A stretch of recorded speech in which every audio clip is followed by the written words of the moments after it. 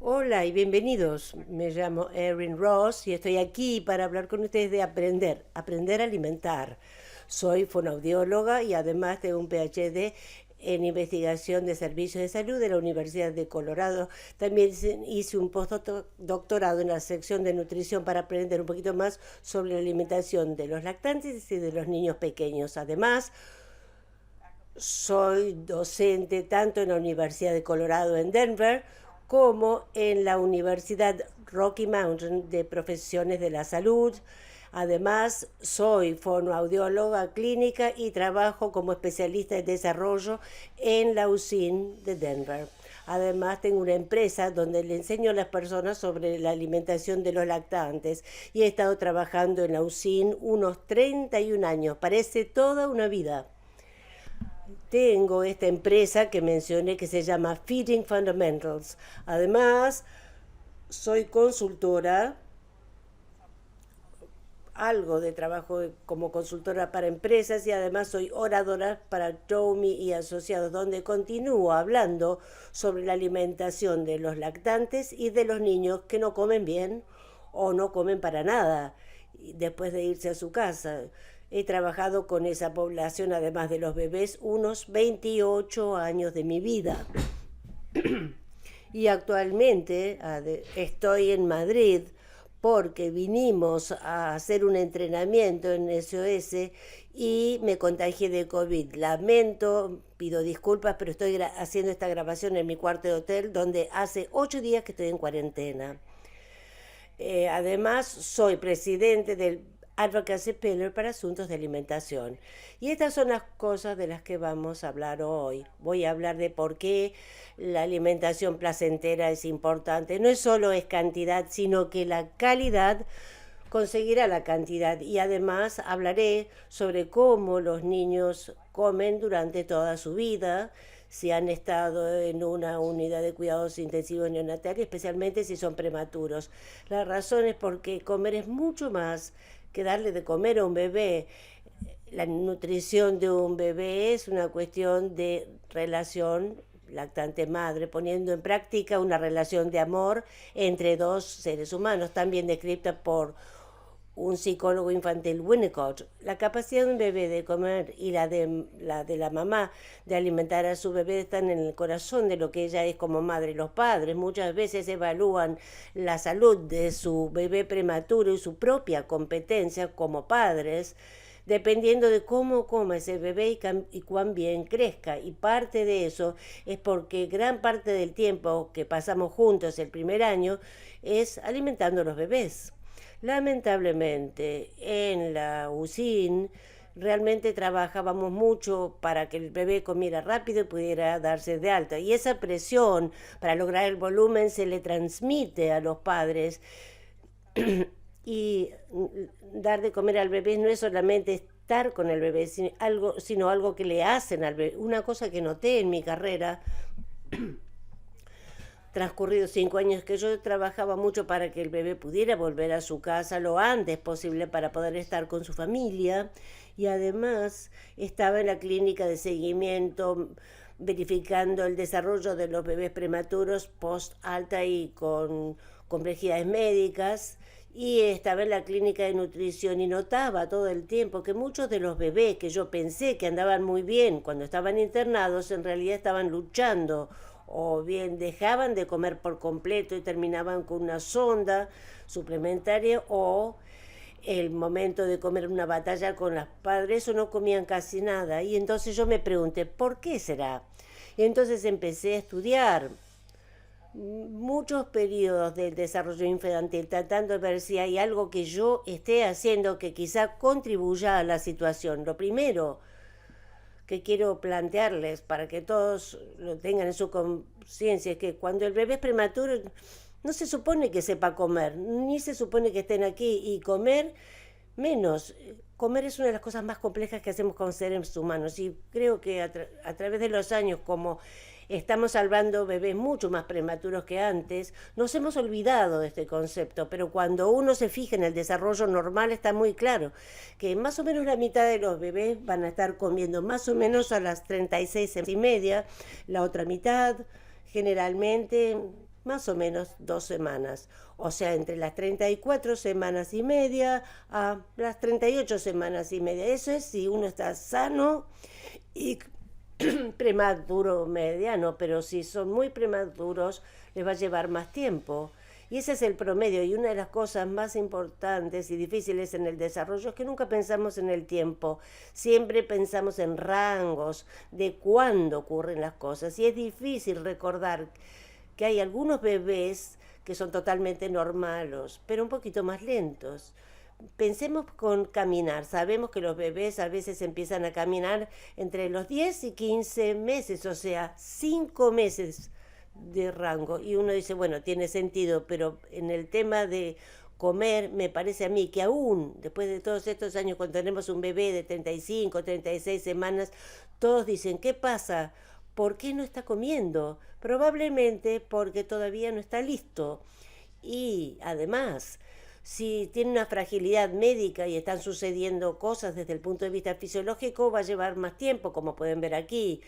38 a 39 semanas en algunos casos para los bebés que tienen, por ejemplo, una hemorragia intraventricular, enterocolitis necrotizante, displasia broncopulmonar. Entonces tenemos que entender el desarrollo y entender cómo los lactantes, especialmente los prematuros, se van organizando. Al comienzo, si su edad es menos de 29 semanas, no le prestan atención a nada fuera de su cuerpito.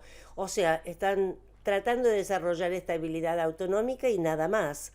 En algún momento entre las 29 y 34, 35 semanas, empezamos a verlos como que emergen. Es un periodo de salir, donde comienzan a poder responder al medio ambiente. Tienen cierto nivel de disponibilidad. Muchas veces es cuando empezamos a darle más alimentación. Típicamente no andan tan bien hasta las 35 semanas o más. Y yo creo que porque ese es el momento de lo que llamamos reciprocidad, o sea, alerta activa, orientarse hacia las cosas y procesar la información. Y si uno tiene que comer, tiene que estar despierto y procesando lo que uno hace. Y a pesar de saber todo eso, continuamos pensando, conceptualizando que los bebés que no comen todo en la casa a las 36 semanas, como que algo está mal con ellos. Y este es un estudio más nuevo del año 2019 que incluye unos 6.000 bebés de 18 lugares diferentes. Lo que observaron es que alrededor de la mitad siguen internados aún después de las 36 semanas y 2/3 es porque no comen bien. A mí me parece que esto tiene sentido.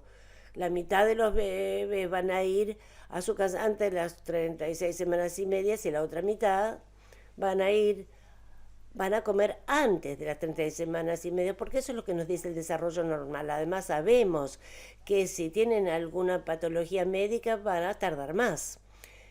Entonces, cuando pensamos en el desarrollo, es muy importante en primer lugar entender cuáles deberían ser nuestras expectativas, pero además entender que los lactantes no son iguales a los niños. Y en muchos casos, todos lo sabemos, pero específicamente cuando se trata de alimentarse, los lactantes comen porque es un reflejo. Es involuntario, realmente no tienen muchas opciones. Mientras el reflejo esté funcionando, van a succionar, tragar y respirar, y no está bajo su control. Los movimientos son simples, la lengua solo se mueve para arriba y abajo y como todo es simple, todo es mediado por un generador de patrón central, pero en los niños todo empieza a cambiar. En realidad empieza a los 2 a 4 meses de edad, donde alimentarse es voluntario y los movimientos de la lengua tienen que empezar a ser multidireccionales para poder realmente empezar a transicionar a alimentos complementarios y que requieren masticación, y como eso es mucho más complejo, requiere control cortical, y entonces ese generador central desaparece. Entonces pensamos después que son dados de alta. ¿Qué sucede? Lamentablemente los problemas de alimentación son muy comunes. Ese es un metaanálisis de 22 estudios diferentes que incluyó 4.381 niños y específicamente estudiaron investigación después de haber sido dados de alta de la UCIN, estos bebés prematuros, hasta los 4 años de edad, y lo que encontraron es que la prevalencia promedio de problemas de la nutrición era 42%, o sea, muy alta, y no importaba cuán prematuro fuera el bebé o cuán mayor era el niño en el momento del estudio, realmente se trataba de lo mismo, no había grandes diferencias. Sabemos que algunos de los problemas con la alimentación incluyen las conductas defensivas, levantan las manos, giran la cabeza, empiezan a llorar, tienen dificultad de transicionar a alimentos que tengan algún tipo de textura y necesitan usar sondas de alimentación más tiempo, y por supuesto la premadurez extrema los pone en riesgo de necesidad de soporte respiratorio y además de nutrición parenteral. Entonces, realmente lo que ocurre entre el momento del alta y estos resultados es que en la UCIN los bebés coman por reflejo, no tienen opción, pero a los 2 meses más o menos, post término, empiezan a cambiar, y el proceso entre los 2 y 6 meses es un proceso de que la alimentación sea voluntaria, comer o no comer, y lo que vemos post alta quizás sea por lo que hemos hecho en la UCIN. Entonces, ¿por qué será? Bueno, se trata de aprender. Todos sabemos que cuanto más experiencia tiene el cerebro, más genera vías y va cambiando en respuesta al tipo de experiencias que está recibiendo.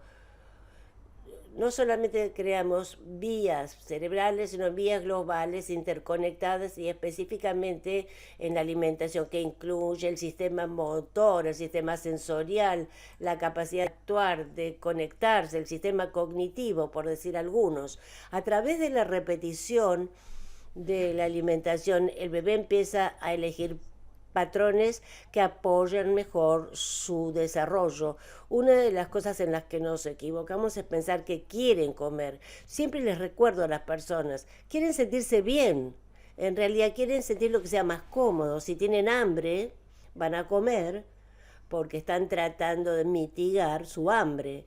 Pero si la alimentación o comer los hace sentir peor, lo que van a ver es que en realidad tienen una lucha en el desarrollo diferente. Si no mejoran su alimentación o se rechaza o tiene aversión, tenemos que preguntarnos por qué.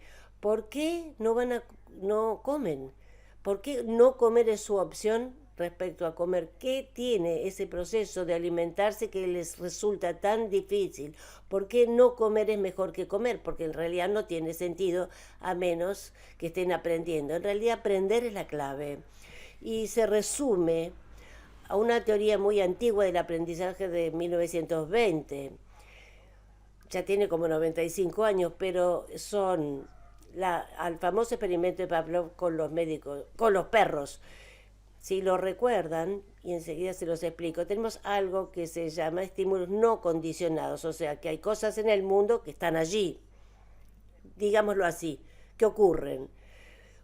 La respuesta no condicionada es una respuesta en el cerebro con la que básicamente nacemos, es como que está cableado. Por ejemplo, con los perros, cuando ven comida, empiezan a salivar, babean. Esto no es algo que tienen que aprender, sino que lo tienen como cableado en su cerebro para ayudarlos desde el inicio de la vida para saber cómo sobrevivir. Luego sabemos que Pavlov comenzó a utilizar una campana, tocaba la campana cuando le mostraba comida al perro, y el perro empezaba a salivar. Inicialmente salivaba por la vía cerebral a la comida, pero al tocar la campana cada vez que mostraba la comida, Pavlov generó vías cerebrales entre campana y alimento, y entre la campana y la respuesta de salivación. En el tercer paso lo que ven es que con el tiempo tocaba la campana y lograba la misma respuesta de salivación, aunque no se le mostraba el alimento. Pero esta vez la salivación se llama un reflejo condicionado, algo que se aprende a través de la repetición y con tiempo. Apliquemos esto a cada alimentación y lo que pasa en la UCIN. Tenemos muchas cosas por las que está atravesando un bebé náusea que no están bajo nuestro control. Tienen náusea, tienen dolor, están incómodos. Algunas de las cosas pueden interferir. A veces se desaturan, se atragantan, baja la frecuencia cardíaca. Estas son las cosas que nos están diciendo. Por eso me escapo, no puedo lidiar con lo que me está sucediendo. Y estas son cosas que ocurren.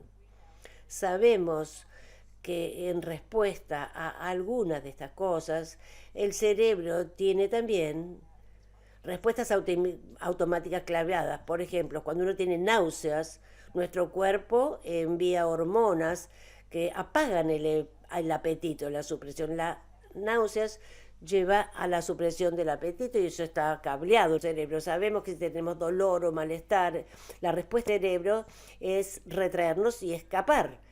Eso está cableado. Por ejemplo, si accidentalmente uno toca una cocina caliente, nuestro cuerpo saca la mano rápidamente antes de que el cerebro procese y diga eso es caliente. O sea, así pienso yo en lo que digo cuando digo cableado en el cerebro.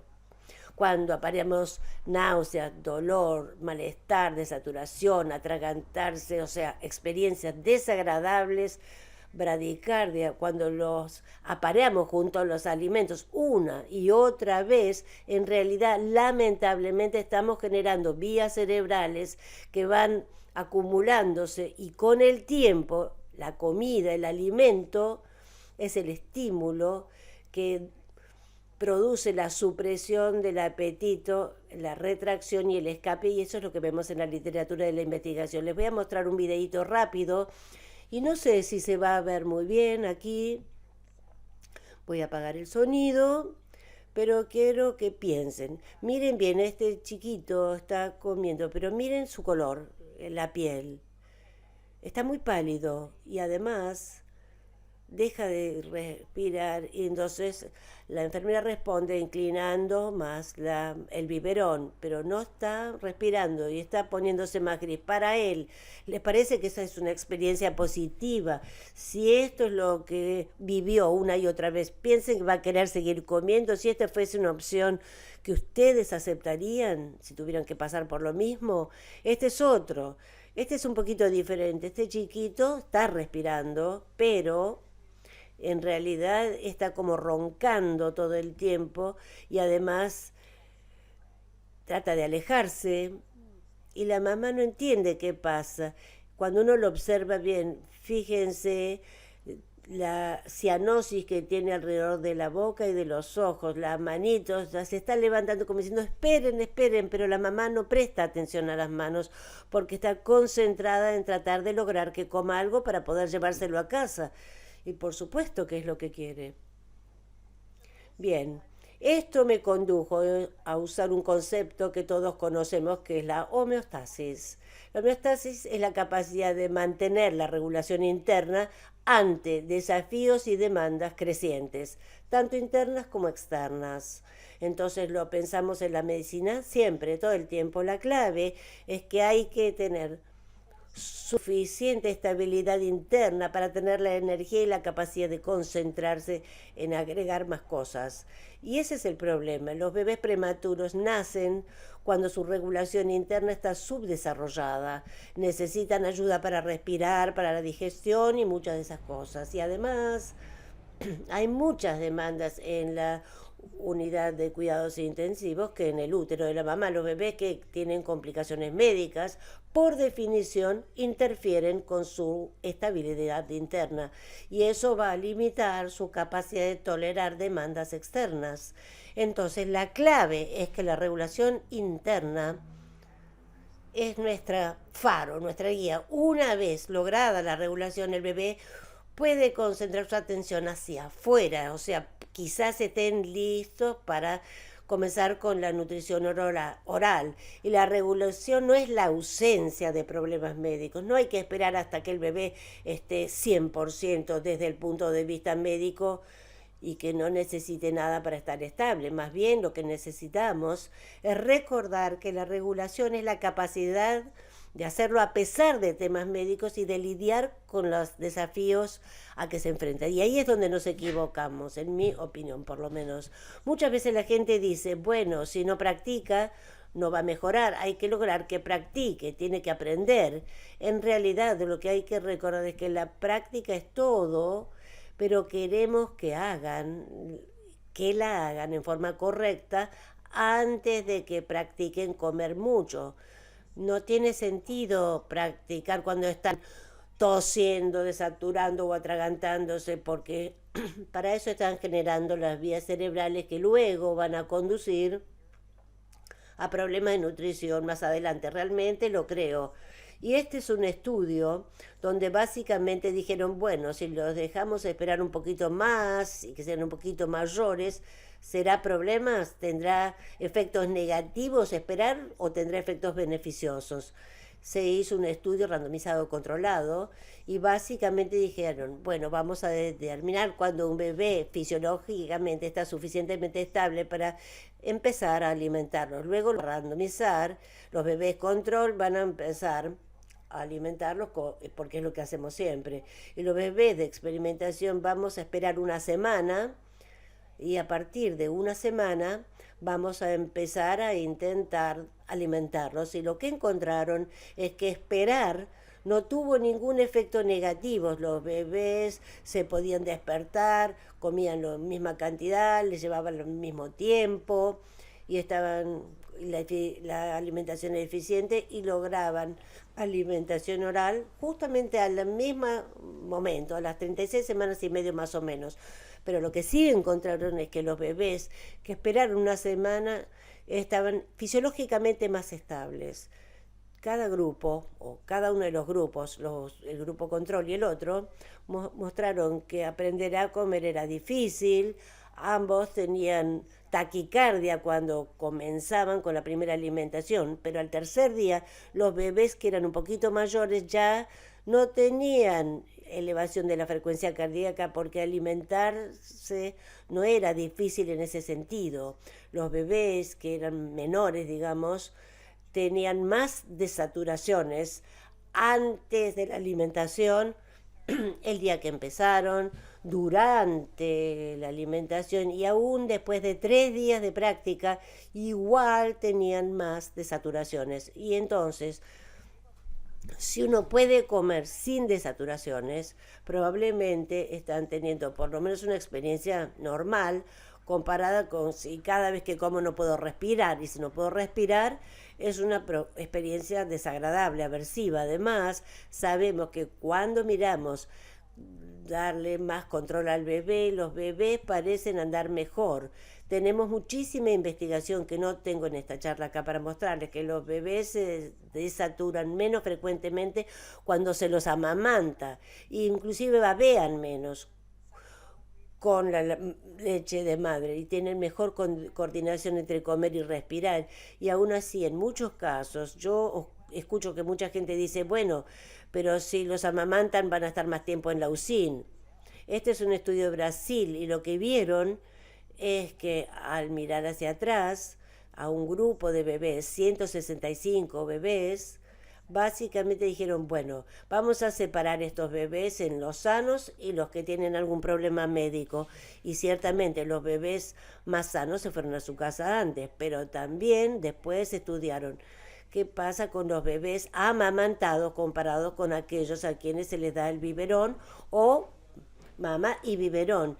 Y lo que encontraron es que los bebés con complicaciones médicas en realidad transicionaron más rápidamente cuando exclusivamente eran amamantados que cuando se les da el pecho y el biberón. Y yo creo que es porque la estabilidad inherente durante el amamantamiento está allí. Somos mamíferos, debemos darle de mamar a nuestros bebés y eso es lo normal, biológicamente, y lo que se espera. No me sorprende que es mejor. Aún con el biberón tenemos investigación. Este es el estudio más fácil de explicar, pero en realidad hay muchos otros estudios, mucho más recientes que este, que muestra que los mismos bebés cuando se alimentan con un biberón que la leche sale muy rápido comparado con los más lentos, andan mejor cuando hablamos de la cualidad o la calidad de la succión cuando van a usar un biberón lento. Estos bebés podían tomar más leche con un flujo más lento en la mitad del tiempo cuando se les daba un biberón lento, y quiere decir que eran más eficientes. Y sin embargo, yo sigo escuchando a la gente decir, bueno, la mamadera lenta le da mucho trabajo, se necesita más energía, tenemos que usar una más rápido, pero la parte difícil es encontrar algo que vaya lo suficientemente rápido como para que no estén usando demasiada energía, pero suficientemente lento como para que el bebé esté con el control y sea placentero. Entonces, la capacidad de alimentarse es influenciada por comorbilidades médicas, la maduración y la experiencia. Y de todas esas experiencias son modificables a través de la interacción entre el personal y los padres cuando alimentan a los bebés. Las intervenciones de alimentación que están centradas en el bebé se basan en el goce, mejor calidad de la alimentación y confianza y competencia de los padres, lo cual va a conducir a experiencias de alimentación placenteras, lo cual va a mejorar los resultados de largo plazo de la alimentación. Y eso es justamente lo que hemos observado usando SOFI, un programa que yo desarrollé. Hicimos una pre y post implementación de SOFI, un estudio cuando hicimos el seguimiento llamando a los bebés, a las mamás a los 3 o 5 meses post alta, es allí donde encontramos las mayores diferencias. Los bebés cuyos padres fueron entrenados para hacerle caso al bebé ya habían transicionado de la sonda, tenían menos chance de tener un nutricionista que estuviera trabajando con ellas porque el bebé vomitaba o hacía arcadas o se arqueaba menos durante la alimentación, o sea que estaban disfrutando la alimentación mucho más que los padres que habían sido alimentados de la manera tradicional. Entonces, sin una concentración constante en la experiencia de alimentación agradable y compromiso de los padres se van a su casa y no entienden por qué es tan difícil alimentarlos y quizás no puedan ayudar a su bebé a superar sus aversiones y rechazos. Entonces es como volver a la naturaleza, con padres como alimentadores primarios y además con mucho más goce durante la experiencia de la alimentación. Realmente creo que vamos a poder mejorar los problemas de alimentación de largo plazo en esta alimentación, porque aprender es la clave. Muchísimas gracias. Voy a mostrarles todo esto porque tengo estas referencias. Además, tengo una página que tiene todas las referencias bibliográficas, pero quiero agradecer al comité por invitarme. Realmente ha sido un gran honor poder presentarles. Me encanta hablar de la alimentación, me encanta hablar del hecho de que alimentarse es uno de los goces de la vida, uno de los grandes placeres, y podemos ayudar a los bebés y las familias a tener el mismo placer que ustedes y nosotros. Muchas gracias.